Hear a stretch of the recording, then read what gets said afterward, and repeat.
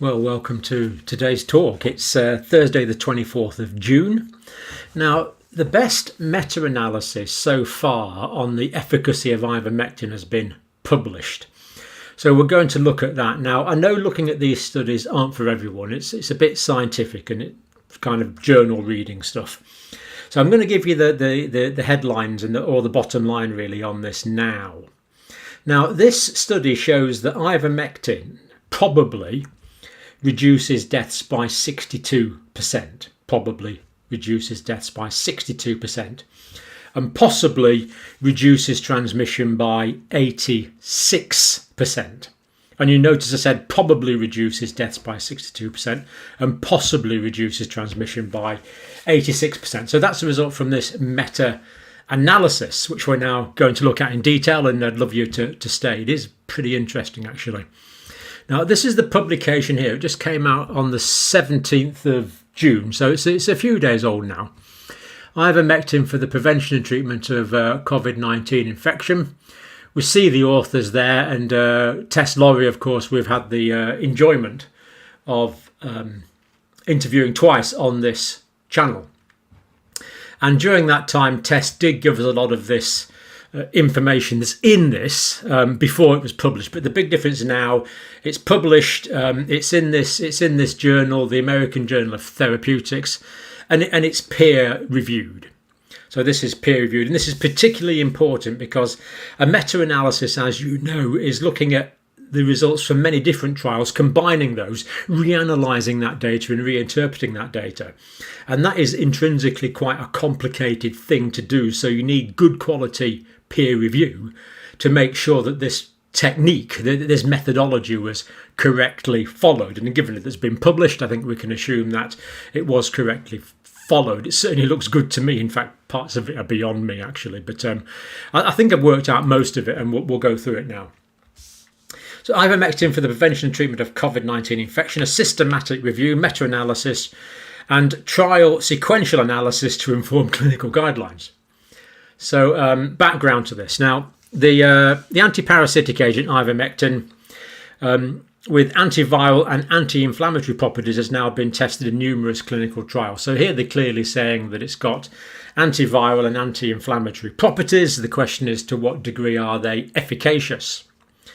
Now, 2018 application for ivermectin used for scabies gives a direct cost of $2.90 for 112 milligram tablets. I mean, this is an incredibly cheap drug. It's off license, it's generic, it can be manufactured in huge amounts in India, remarkably low cost. So if it did work, it would be really good because it's a very, very cheap intervention, low-cost therapeutic. Of course, that's particularly useful in countries where they've got very limited resources. Now, most trials were registered, self-funded and undertaken by clinicians.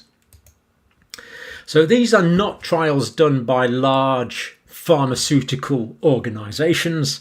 They're not trials done by governments. They're trials mostly done by the actual clinicians, the doctors and their assistants who were actually working in the field. And very often they've done this research as well as their day job. So they were largely self-funded by the clinicians themselves rather than officially sponsored. Now, we assess, this is the team from the meta-analysis, efficacy of ivermectin treatment in reducing mortality and chemoprophylaxis as a prevention of COVID-19 and preventing cross-infection, spread of infection. Now, data sources that they used in this, up to the 25th of April 2021. Now, this is quite important because recently there's been some international studies which indicate possible to probable preventative effects in Mexico, Peru, a couple other places I can't remember, from around India, of course, from around the world. That indicates possible to probable prophylactic effects in terms of preventing people contracting COVID-19 in the first place. But you've got to have a cut-off somewhere, and this one was on April the 25th because this is a complex analysis to calculate and indeed to write up.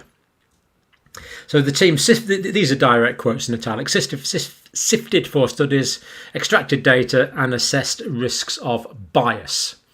Meta-analysis were conducted and certainty of evidence was assessed. That's what they do.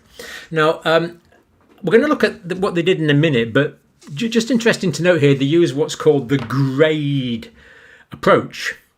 And the grade approach here is on the this is on the Cochrane training site, and it's the grade approach. So let's look at what this is. So that's the Cochrane training site there. That's a good article in BMJ on the grade approach. Grading of recommendations, assessment, development and evaluations, the grade approach. Now, I obviously knew about this, but when you look at this, there's actually whole training packages and textbook sort of things on it. So it's a whole field in its own right, actually. So for the serious student, there's plenty there on that Cochrane review training site. Needless to say, we're not going into it. But the point to notice is it's this method is reproducible and transparent framework for grading certainty and evidence. So how sure are we that the evidence is giving evidence for what it says it's doing? This is about validity, the degree to which something does what it says it does. So if it says beans on the tin, and you open the tin and it's got peas inside, that's a non-valid claim, isn't it? But if it says beans on the tin, you open the tin, that's what you get. You get beans, and that's a valid claim. It really is as simple as that. But of course, there's degrees of validity in these meta-analyses. 100 organisations officially endorse grade, and as we saw, the Cochrane, the main UK one, uses that methodology. Now, what this does, it is reproducible. Now, it's not saying it's completely objective. It's not a mechanical process. It's not. There is subjective assessment in it, but the subjective assessment is carried out by people with a lot of research analysis experience. And the peer reviewers in this case will have carried out their own grade analysis, one would like to think, and come up with the same conclusions. Otherwise, it wouldn't be a proper peer review. So basically, grade has 4 levels of certainty of evidence. How sure are we? What is our certainty? And it can either be very low, low, moderate or high. So very low level of certainty, low level of certainty, moderate level of certainty or high level of certainty. That's what this grade thing does. Now, things that would decrease confidence, making things either sort of go down from moderate to low to very low. Risk of bias in the study, imprecision in the studies, inconsistency in the studies, indirectness, that something isn't actually assessing what it's supposed to assess, and publication bias, things that are published and indeed not published. That's the hardest one to assess. So that would tend to put things down into lower categories. But increasing confidence, very large magnitude of effect. So if lots of people survived in one group and lots of people died in another group, for example.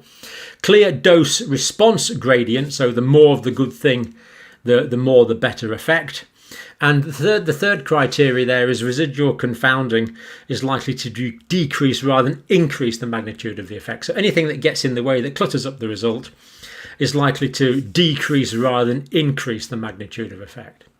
And of course, if you've looked at previous videos on there, you'll recognise these from the Austin-Bradford-Hill criteria. So it's not entirely new, but it's been revamped and updated. So that's kind of what they're doing. So recognise methodology that can be analysed and reproduced by others. Data sources, 25 randomised controlled trials. Number of patients in the studies collectively, 3,406 participants.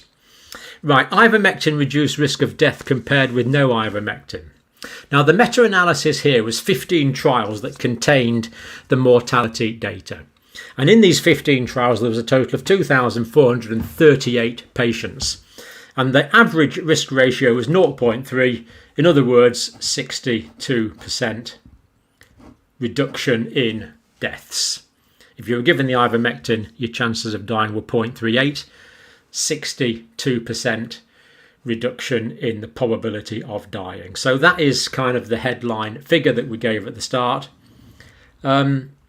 And it's quite a reasonable figure. Now, the level of certainty here is moderate certainty evidence. So that's the second highest or third lowest level of evidence, depending on how you look at it. So if that's the lowest, second, third, fourth, there you go. So that's where it is. It's at the moderate level of certainty. Now, when we talked to Tess about this, actually, we did. I was quite impressed with the fact that she was very conservative. She wasn't making assumptions about how valid her data was or how certain she was. And it appears the peer reviewers agree with that. So moderate certainty evidence. A bit disappointing to be quite honest. If I'm being honest, I am disappointed that it wasn't high level. But of course, we know that these were mostly based on small-scale studies carried out by the clinicians themselves, self-funded. And of course, clinicians are good at clinical work. They are not necessarily absolutely brilliant at organising clinical trials. It's not really their day job. But because there is no big pharmaceutical companies or governments involved in this, this is what we've got.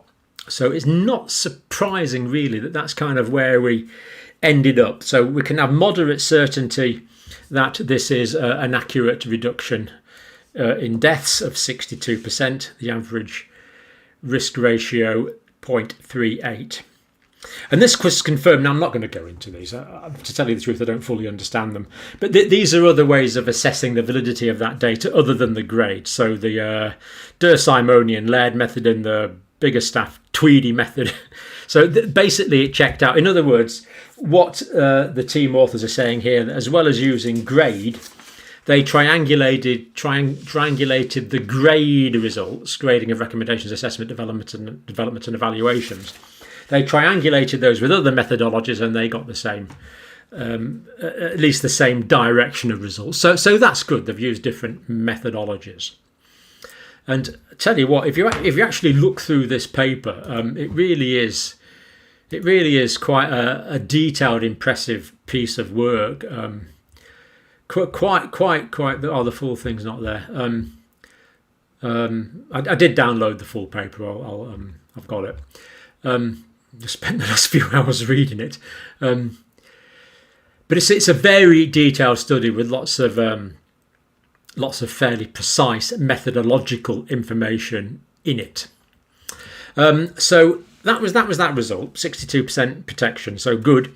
Ivermectin versus no ivermectin in hospitalised patients. The ivermectin group, the total mortality was 2.3% of patients died. The non-ivermectin group, 7.8% of the patients died in hospital cases. So we see quite a nice bit of clear water between those two figures, really, indicating the likely, with moderate certainty, likelihood that ivermectin is being efficacious.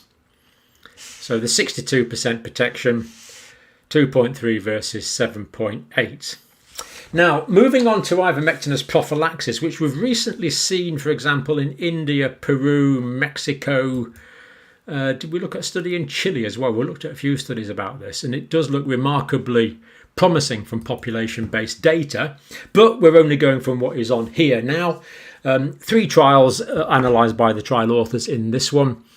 The average reduction in transmission was 86% in prophylaxis, reducing COVID-19 infection, but this was low certainty evidence.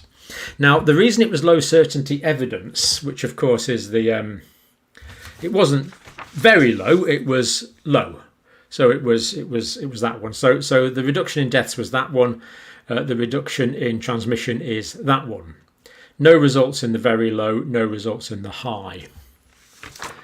The reason it's a low certainty evidence is due to study design limitations and few included trials. But they did find clearly favoured ivermectin use to bring about improvement in patients' condition and prevent deterioration. That was another thing the trial or the meta-analyses authors concluded.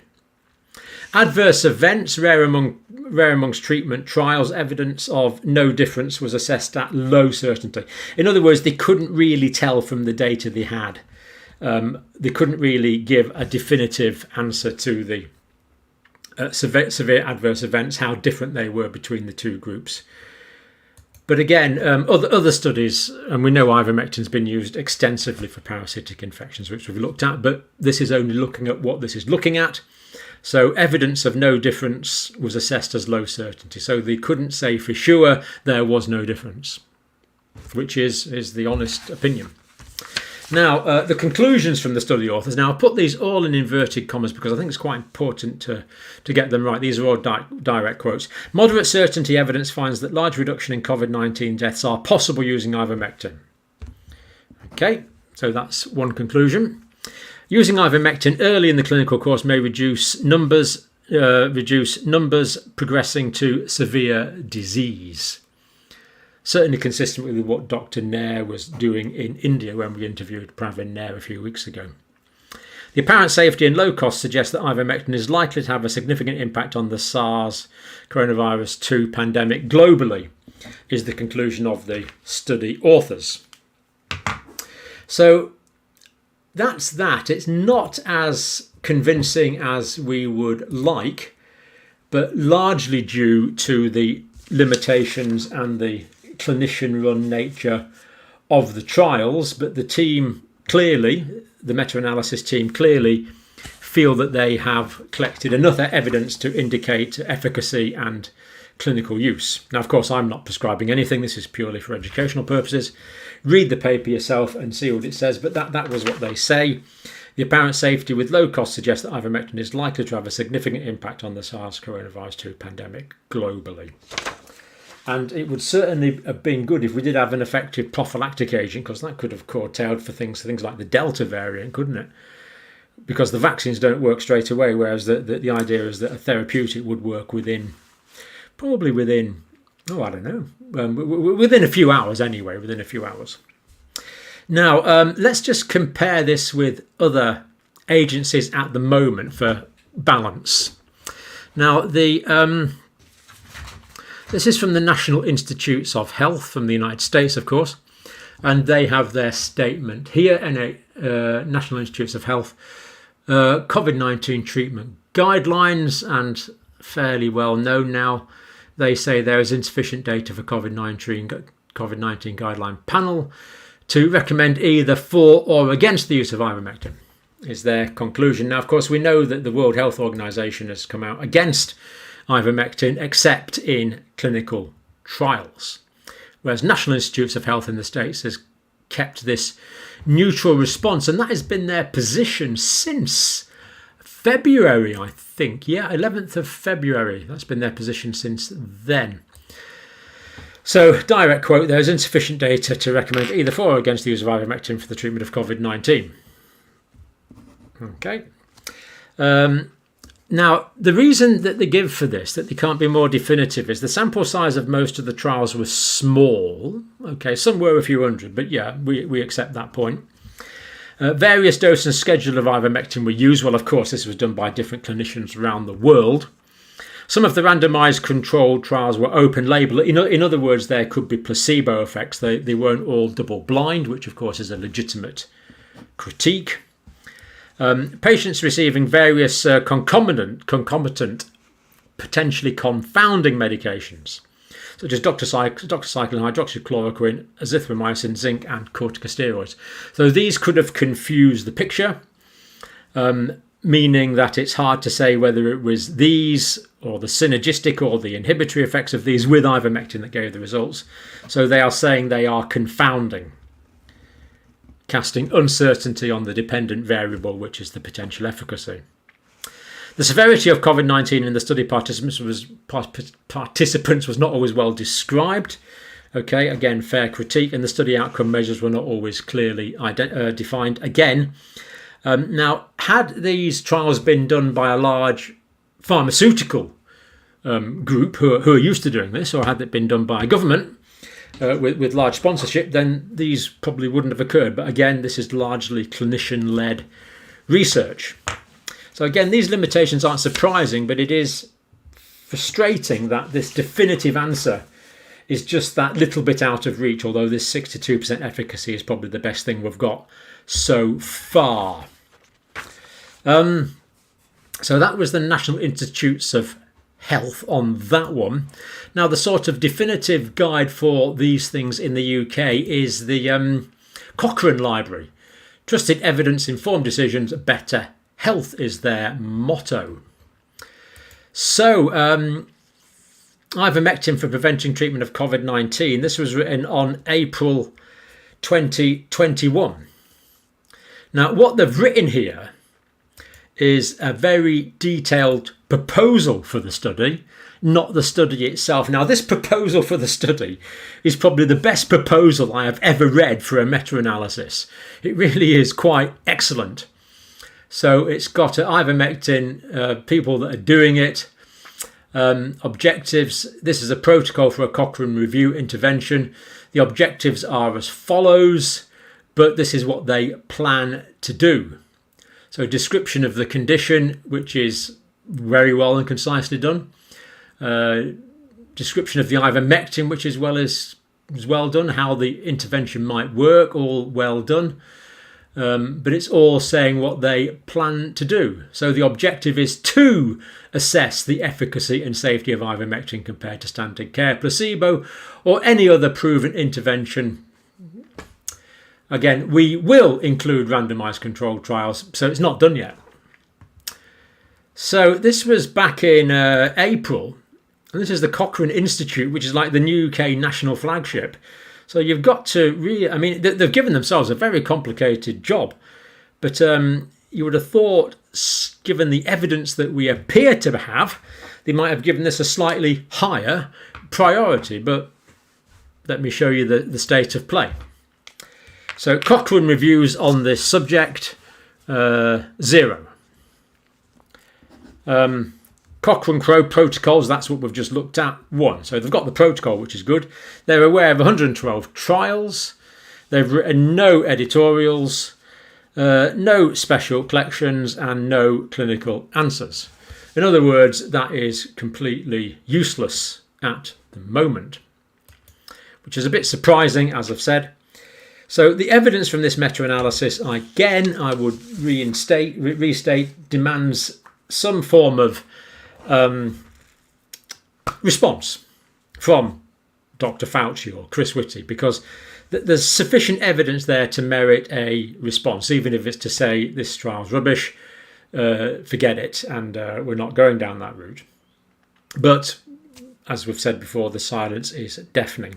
So there you go. I must say, I've been looking forward to this meta-analysis for a long time, and I'm a bit disappointed. But having read it, I can understand why the result is more limited and less definitive than we would like. So there we go. That is my understanding of the ivermectin situation at the moment. 62%. Probable reduction in death with moderate certainty evidence and with low certainty evidence. I've forgotten what it was 86% protection against spread and effectiveness as a prophylactic agent, and that's basically the best we've got at the moment. But this is by far the best meta-analysis so far that I'm aware of. So that really is our current definitive state of knowledge on this subject. Right, remember that was educational purposes only. Don't take any medicines based on what I say. It's always a difficult subject, but more to come on this, and that there are other trials ongoing and planned, and I'm hoping that quite a few countries like India, Mexico, Chile, Peru are going to start writing up definitive papers on their population level studies, which of course involve millions of people, and the effect particularly on prophylaxis. So we look forward to more definitive answers in the future. So on that slightly frustrating end, thank you for watching this video.